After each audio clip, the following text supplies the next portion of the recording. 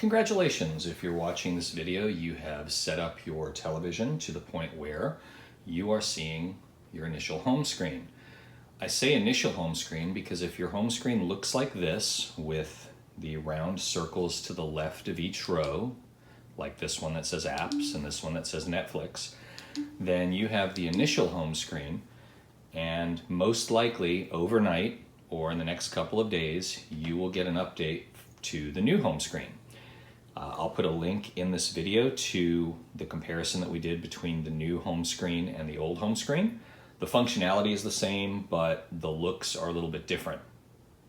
What we're going to do in this video, however, is we're going to walk through how to customize your home screen and how to get all of your television settings dialed in the way that you would like them. We're going to cover three main areas. The first area that we're going to cover is how to either add or remove applications to this television set. The second part of that is how to then designate an application that you add as a favorite. We'll talk about how to reorder favorites, and all of your favorites are on this first row here. We'll do an overview of the whole layout here in a second. Then what we'll do is we'll go through how to reorder the rows and remove rows of information that you don't want. So these are all the different rows of information that you have, and basically how to either add or remove rows that are relevant to you. And finally, the last bit of customization that we'll do is we'll name the television itself so that when you go to Chromecast to it, you see it on your network with a name that makes sense.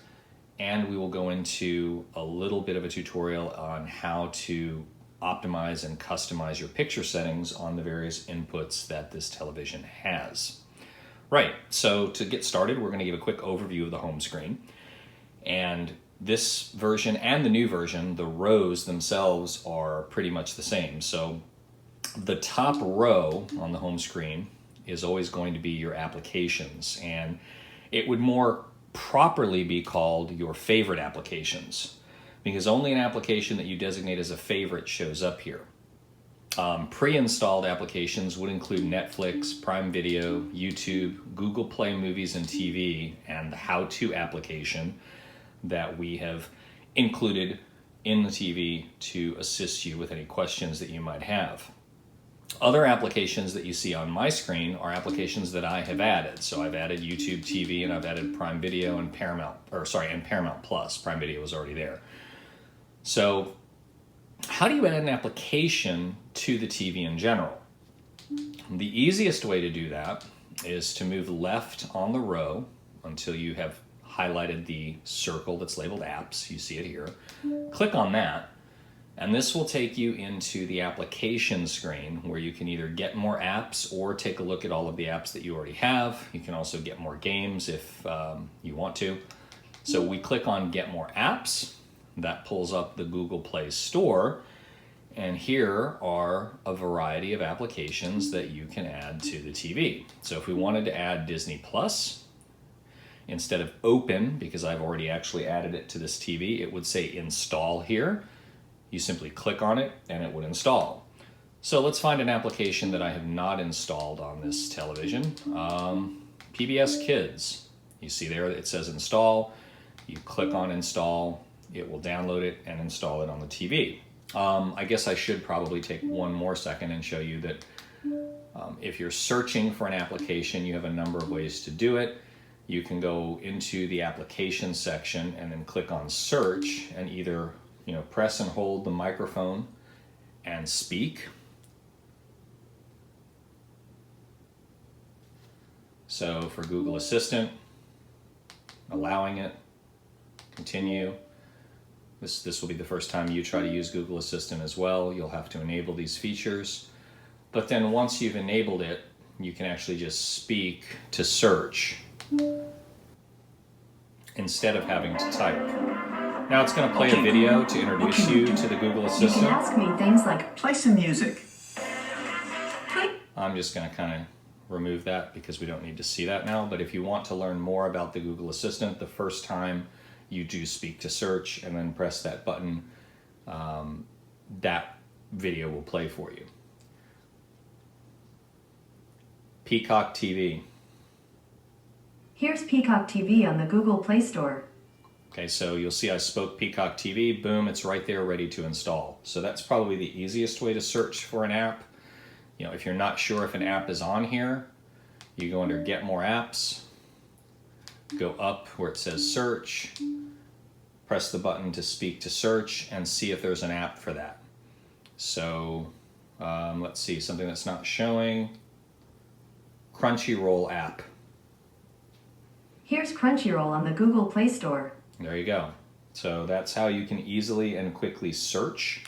You can also, if you prefer and you don't want to speak to your television, you can also go under search at the top and then just move to the right and your virtual keyboard will come up and you can type it. But you can kind of see, I type C and Crunchyroll's already visible. So even though speaking it is much quicker, a lot of times if you just type CR, CRU, the app that you're interested in is already there. So that is also how you find the apps that you want to install. Now, installing the application on the TV does not designate it as a favorite and does not make it visible on that top row where your favorites are shown. In order to do that, you're going to want to move across this row all the way to the right where you see Add App to Favorites. And if we click on that, you will now see all of the applications that I have installed, or in your case, you have installed on the television. So if I want Disney Plus to be a favorite, I would click on Disney Plus and it would show up on that first row. So that is how you both install and designate an application as a favorite. So the next question is, well, okay, I would like Disney Plus to actually be one of my top favorites. I want it to be visible over here on the left side and not off the screen on the right. How do I do that? And what you do is you click on the application once it's on your favorites bar and hold, and you'll see that you have an option to either remove it from favorites or move it. Select move, and then simply move it across the row, and then click again to drop it into the place where you want it to be. So if I want to move Prime Video to the second slot, and then I want to have YouTube TV in the third slot, it works like that. So we've added applications, we've designated them as favorites, and we've put them in the order that we want them to be in. The last sort of bit of information that would be relevant is, okay, I've installed all these applications, but you know what?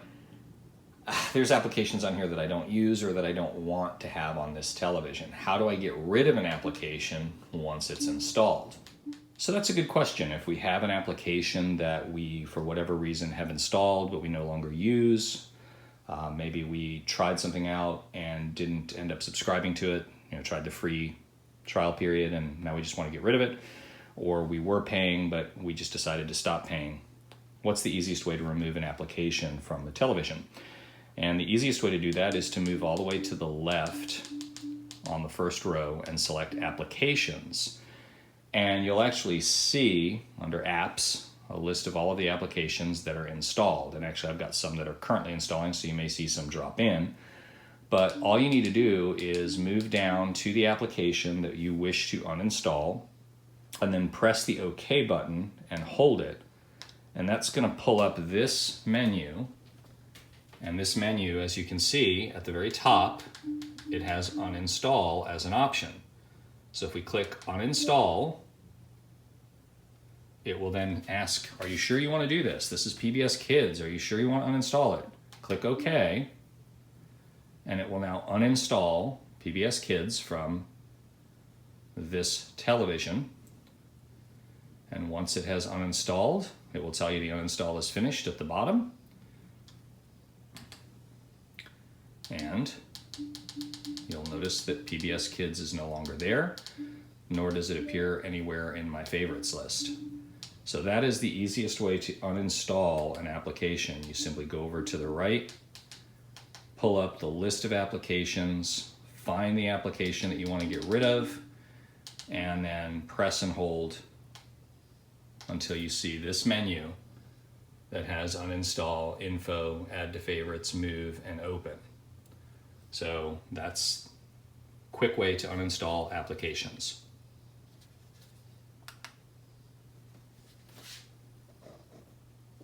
So as far as applications go, that is how you get them on the television, designate them as favorites, put them in the order that you like, and delete them if you no longer want them. So the next thing that we want to do is we want to reorder the rows that we see down here. So you'll notice Prime Video has its own row now, and it's all the way down at the bottom. It's off the screen. Now I want Prime Video and Disney Plus and Netflix up near the top. And once I sign into Disney Plus, it would show up on here as well. How do I reorder these rows? Very simply, you go down to the row that you want to move. So in this case, I want to move the Prime Video row. Move to the left, and then move left again.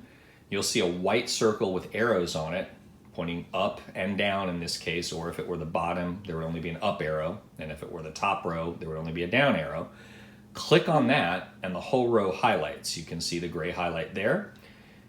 Now you simply move it up or down, wherever you want it to be, and then press again to drop it there.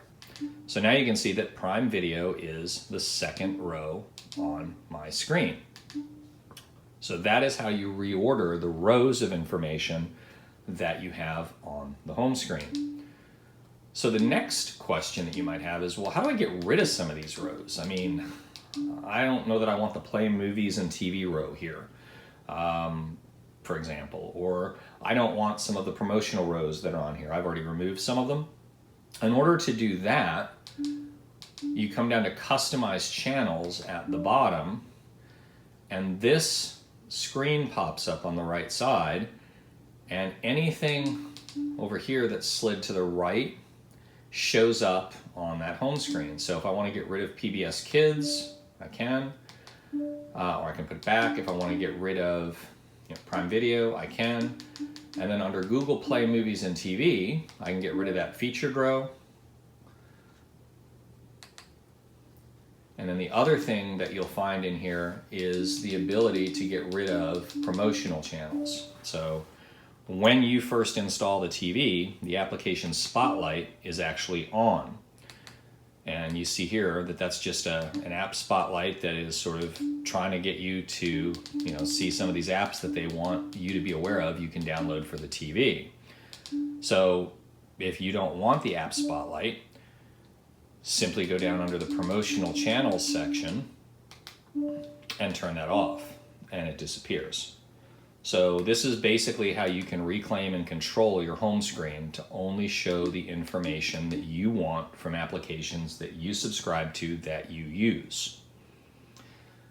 Related to that are a couple of settings that include video streaming and audio streaming. So when you highlight something, do you want it to automatically play, or up here when you go up here to the binge of the week, do you want it to just start streaming like a snippet of the movie, Grey's Anatomy in this case, TV show?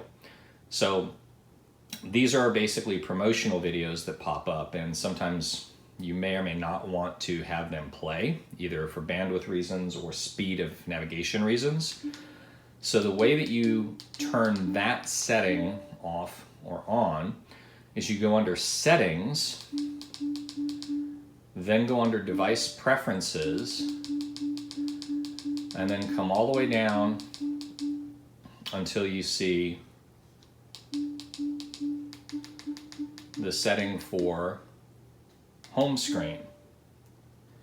And you'll see under home screen, you have enable video previews and enable audio previews. Those are on by default when you first set up your television.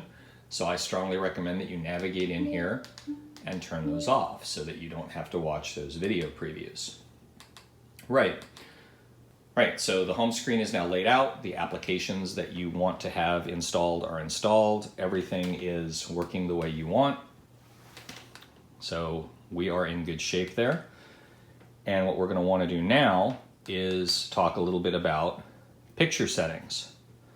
So One of the things that is unusual about an Android television is the picture settings don't work the way they work on most older televisions.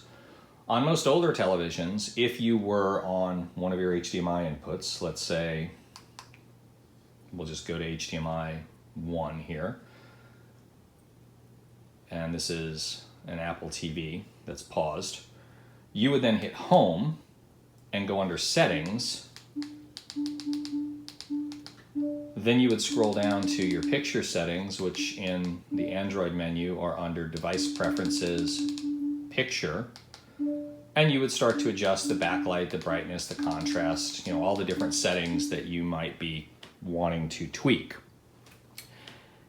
The reason that an Android TV doesn't work that way is that each of your inputs has its own memory register. So if you go Home and then adjust the settings here, you're adjusting the settings for all of the streaming apps. You're not adjusting them for HDMI 1, HDMI 2, etc. So instead, the way that you want to access the same menu for one of your external inputs, let's say you've got a PlayStation on HDMI 1, is you want to tune to that input first. So we go over to HDMI 1, and then what we're going to do is we're going to hit the Options button on the remote. And it's very dark here, but there is an Options button, and that Options button is the fourth button down on the right side of the remote. So if you hit your Options button, it pulls up TV options for the input that you're on. And if you go to Settings now, you'll notice the picture stays on HDMI 1, and we can go under Device Preferences, Picture, and now we can actually adjust the brightness, contrast, color on the input that we're on. Then once we're done adjusting those settings, that HDMI input is now optimized to our eyes or for our viewing setting. You can do the same thing for HDMI 2, the same thing for HDMI 3 if you're using all three, same thing for composite if you're using your composite input. So remember to hit the Options button before going into Adjust Picture Settings while you're on the input that you want to adjust. I'll take a moment to point out a few other settings that sometimes people ask about. Basically, under your advanced video settings, you have some settings in here that video files will say not a good idea to enable. So if you have a very good source, you probably don't need any artifact reduction. You probably don't need any noise reduction. So you can turn all of those settings off. Leave film mode on, that's a good idea. And then you can also go down to your HDMI RGB range and put it on auto, full, or limited. So if you're using a newer source that has HDMI 2.1 and is using a wider color gamut with HDR, you're going to want to put that on full, sort of manually, just to make sure that there's no miscommunication between the two devices. Sometimes HDMI handshakes, they don't always handshake properly. So you can manually tell it, hey, every time you go to this HDMI input, I want the full color gamut. There are some other settings in here that are advanced settings, but I don't recommend that you mess around too much with them. But definitely noise reduction, artifact reduction, you can turn off under advanced if you have a good signal. And then the other thing that you can do is you can also go in here and you can see your picture styles. So you do have a vivid option, which sort of, you can see the settings there, 150, 90, 85, 0, 12. You can also start from movie, so that's a little bit less bright. The backlight's only at 85, brightness 50, etc., etc. So you can get a start on your settings and then go under and tweak them further. So if I go here to vivid, and then I say, yeah, that's a little too much backlight, I'm going to back that down to about maybe 90, 80, 85. Let's go with 85. So that's how you can start with a picture style that's predetermined, and then you can go in and tweak it further. You do have a gamma setting in here. So are you in a bright room? Is your room sort of middle? or do you have a very dark room? Even though I'm in a very dark room now, overall, once I turn lights back on and stuff, I'm going to set that for middle. So that's how you tweak your picture settings. There is one other group of settings that it's worth taking note of. The first time you go in here under settings, there will be a notification at the top that is going to suggest that you name your TV. If you named it something or forgot, or you want to rename it after you've named it, where you will find that is under the device preferences and then about. And you can see here, here's the device name. So the very first time you come in here and it says, might be a good idea to name your television, this is so that when you go to use Chromecast on your network, you know this TV is your living room TV or your family room TV or your bedroom TV, or you can enter a custom name it Bob, it doesn't care. But this one is actually in my living room, so I'm just going to leave it as living room TV. So that's another setting that I think is relevant for most people, the ability to see what this device is on their network and have it correctly named. The other customization that you may wish to do once you've set your television up relates to inputs that you may want to remove or rename, and input settings. So if you go under settings, device preferences, inputs, you'll now see I have two connected inputs. HDMI 1, I named ATV, which is short for Apple TV, because when I set this up, I was in a hurry. And then I have HDMI 2 named as Blu-ray, because there's a Blu-ray player connected to it. HDMI 3 is actually hidden, because I don't have anything connected to HDMI 3. I don't want it to show up in my inputs list. But what I'm going to do is show you, if you didn't name these, how would you name an input that you didn't name? So I'm going to name my composite input. And this is also how you would either hide it or reveal it. So you see my composite input, it says show this input. If I unclick that, it will not be visible under inputs. It won't be an input that you can tune to. But I do want to show it. So I'm going to leave that check mark there. And then I'm going to go down here. On my composite input, I actually have my AV receiver connected, just so I can see the menu on my receiver if I want to tweak my surround sound settings, etc. So I'm going to give this a custom name. Click on where it says composite. It doesn't clear it automatically. I kind of wish it did, but you can delete it. And I'm going to go ahead and take a little bit of a second here to type this correctly. So this is actually my Denon receiver.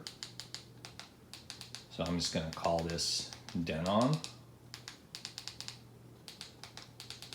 Sorry, I'm not quicker on the keyboard.